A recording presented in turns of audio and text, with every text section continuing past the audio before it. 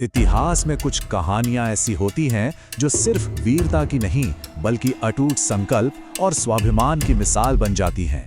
आज हम बात करेंगे मेवाड़ के उस महान शासक की जिसने एक विशाल साम्राज्य के सामने कभी सिर नहीं झुकाया, महाराणा प्रताप। ये सिर्फ एक लाइन नहीं है बल्कि महाराणा प्रताप के पूरे जीवन का सार है। सोचिए, एक ऐसा दौर जब ज्यादातर रियासतें मुगल साम्राज्य के झंडे तले आ रही थीं, तब एक आवाज थी जो आजादी के लिए गूंज रही थी। चलिए इस असाधारण प्रतिरोध की कहानी को शुरू से समझते हैं। तो ये सब शुरू कहां से हुआ, ये समझने के लिए कि प्रताप का संघर्ष इतना खास क्यों था, हमें उस समय के राजनीतिक माहौल को देखना होगा। जब 1572 में प्रताप सिंह मेवाड़ के महाराणा बने तो हालात बहुत नाजुक थे। उन्हें विरासत में एक टूटा हुआ राज्य और एक बहुत बड़ी चुनौती मिली थी। मुगल सम्राट अकबर का साम्राज्य तेजी से फैल रहा था और मेवाड़ की आन बान शान चित्तौड़ का किला पहले ही उनके हाथ से जा चुका था। प्रताप के सामने एक सीधा सा प्रस्ताव रखा गया, अकबर की अधीनता मान लो और चैन से राज करो। लेकिन उनके लिए ये सिर्फ सियासत का सवाल नहीं था, ये उनके पुरखों के सम्मान, मेवाड़ की आजादी और राजपूत स्वाभिमान की बात थी।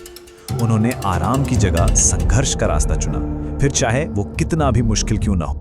और इसी संघर्ष का सबसे मशहूर अध्याय है हल्दी घाटी का युद्ध। इसे अक्सर मेवाड़ का थर्मोपाइली भी कहा जाता है, जहां एक छोटी सी सेना ने एक बहुत बड़ी सल्तनत की ताकत को सीधी चुनौती दी थी। ये कोई बराबरी की लड़ाई तो थी ही नहीं। एक तरफ लगभग 8000 मुगल सैनिक और दूसरी तरफ प्रताप के करीब 3500 जांबाज। तो ये सिर्फ हथियारों का युद्ध नहीं था बल्कि हिम्मत और रणनीति की एक जबरदस्त परीक्षा थी। इस चुनौती का सामना प्रताप ने अपनी जबरदस्त रणनीति से किया। उन्होंने जंग के मैदान के तौर पर हल्दी घाटी को चुना, एक तंग पहाड़ी दर्रा जहां मुगलों की भारी भरकम सेना और उनकी तोपें पूरी तरह से कारगर नहीं हो सकती थीं। मतलब उन्होंने जमीन को ही अपना सबसे बड़ा हथियार बना लिया। 18 जून 1576 को जो हुआ वो इतिहास में हमेशा के लिए दर्ज हो गया। जंग सिर्फ 4 घंटे चली, लेकिन इतनी भयानक थी कि सब कुछ बदल गया। प्रताप के घुड़सवारों ने मुगल सेना की पहली लाइन को तहस नहस कर दिया। पहाड़ों में छिपे भील तीरंदाजों ने दुश्मन में खलबली मचा दी, लेकिन मुगल सेना ने फिर खुद को संभाला। आखिरकार जब प्रताप बुरी तरह घायल हो गए तो उन्होंने हार मानने की बजाय संघर्ष को जिंदा रखने के लिए मैदान से पीछे हटने का फैसला किया। और यहीं से एक ऐतिहासिक बहस शुरू होती है। हाँ, मुगलों ने मैदान पर कब्जा कर लिया, लेकिन युद्ध का जो असली मकसद था वो तो पूरा ही नहीं हुआ।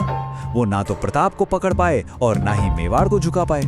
इसीलिए कई लोग इसे मेवाड़ की एक नैतिक जीत मानते हैं। हल्दी घाटी के बाद की कहानी शायद और भी ज्यादा प्रेरणा देने वाली है। ये प्रताप के संकल्प की असली परीक्षा थी, जब उन्होंने जंगलों और पहाड़ों को ही अपना घर बना लिया था। उन्होंने अपनी लड़ाई का तरीका ही बदल दिया।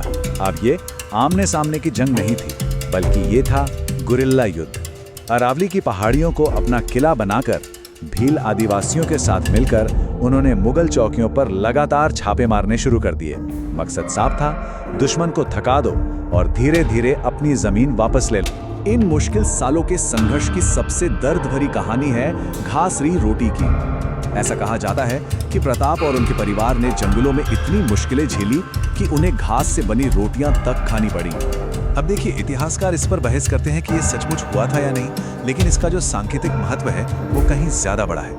ये कहानी उस बेमिसाल त्याग को दिखाती है जो प्रताप ने अपनी मिट्टी के लिए किया। ये उनके अटूट इरादों का प्रतीक बन गई।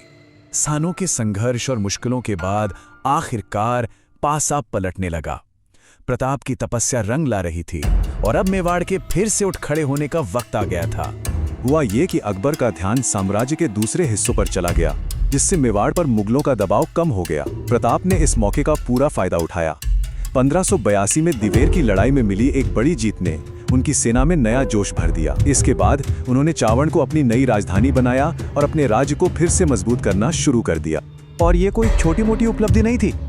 अपने जीवन के अंत तक महाराणा प्रताप ने लगभग पूरे मेवाड़ पर दोबारा अपना अधिकार जमा लिया था। बस एक ही सपना अधूरा रह गया, अपने पुरखों की राजधानी चित्तौड़गढ़ के किले को वापस जीतना। तो सवाल ये है कि सदियां बीत जाने के बाद भी महाराणा प्रताप की कहानी हम सबको इतना क्यों छू जाती है?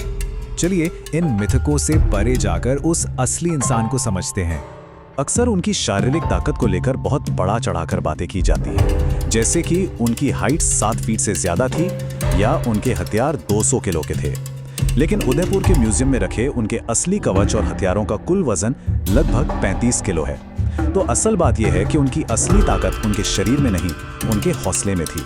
यही उनकी असली विरासत है। महाराणा प्रताप सिर्फ एक राजा नहीं थे, वो स्वाभिमान, देशभक्ति और उस जज्बे का प्रतीक हैं जो किसी भी कीमत पर अपनी आजादी की रक्षा करना चाहता है। तो आखिर में ये सवाल सोचना बनता है, माना कि प्रताप चित्तौड़ वापस नहीं जीत पाए, लेकिन उन्होंने आने वाली ना जाने कितनी पीढ़ियों के दिलों को जीत लिया।